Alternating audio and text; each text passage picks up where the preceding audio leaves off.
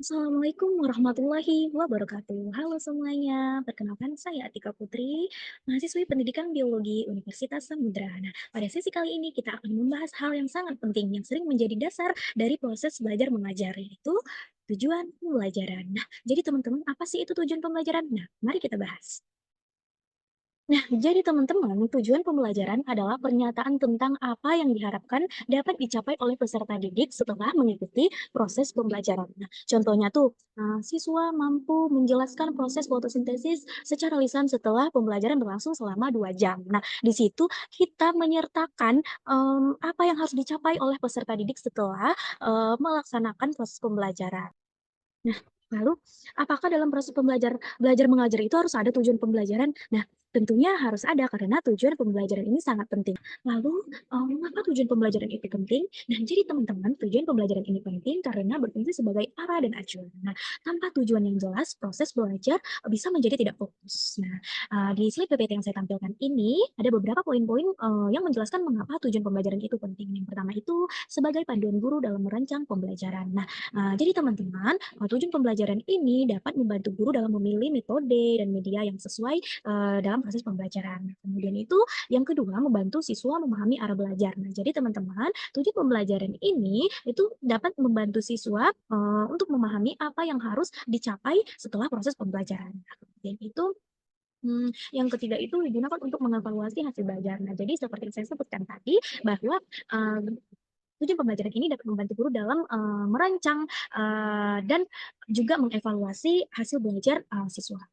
Kan tujuan pembelajaran ini tuh disebutkan tadi di, slide sebelumnya itu sangat penting. Nah, jadi kalau sangat penting berarti ini harus kita gunakan di dalam proses belajar mengajar. Nah, lalu gimana sih cara menyusun, tujuan pembelajaran yang baik? Nah, jangan khawatir teman-teman, di sini saya mempunyai 2 tips untuk menyusun tujuan pembelajaran dengan baik. Nah, yang pertama itu dengan menggunakan, kata kerja operasional dari taksonomi Bloom.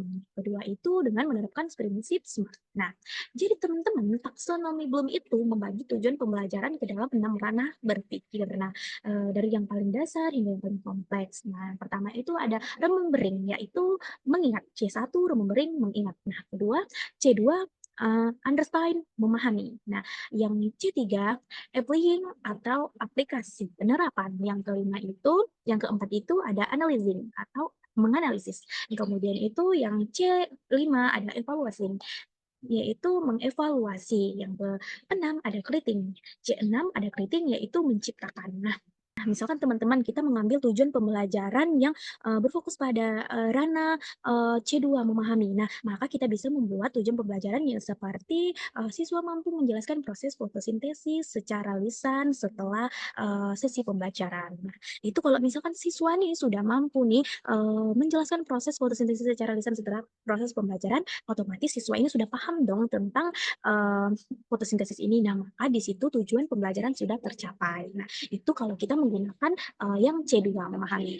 Begitu ya teman-teman. Nah, jadi sudah paham kan mengenai taksonomi belum? Nah, kemudian sekarang kita akan masuk ke, penerapan prinsip SMART. Nah, di mana SMART ini terdiri dari, spesifik, di mana spesifik ini fokus pada satu kompetisi saja. Yang kedua itu ada measurable, di mana measurable ini kita itu bisa diukur pencapaiannya. Jadi kita bisa mengukur pencapaiannya. Kemudian itu ada achievable. Nah, achievable ini tuh sesuai dengan kemampuan si siswa. Nah, kemudian itu ada relevan. Relevan ini, berkaitan dengan kompetensi dasar. Nah, kemudian yang terakhir itu ada time bound. Nah, time bound ini itu seperti ada batas waktu yang jelas. Jadi di sini ada batas waktu yang jelas. Nah, jadi contohnya, siswa mampu menjelaskan, proses fotosintesis setelah pembelajaran berlangsung selama 2 jam. Nah, di sini tuh sudah mencakup semua prinsip SMART dari spesifik, measurable, achievable, relevan, dan time bound. Nah, jadi kesimpulannya teman-teman, tujuan pembelajaran ini sangat membantu guru dan siswa mengetahui arah dan hasil belajar yang ingin dicapai. Nah, kemudian tujuan pembelajaran yang jelas dapat membuat proses belajar lebih efektif, terukur, dan bermakna. Nah, jadi sebelum kita mengajar, pastikan sudah mempunyai tujuan pembelajaran yang jelas dan teratur ya. Sekian, terima kasih telah menyimak video ini. Semoga bermanfaat dan sampai jumpa. Assalamualaikum warahmatullahi wabarakatuh.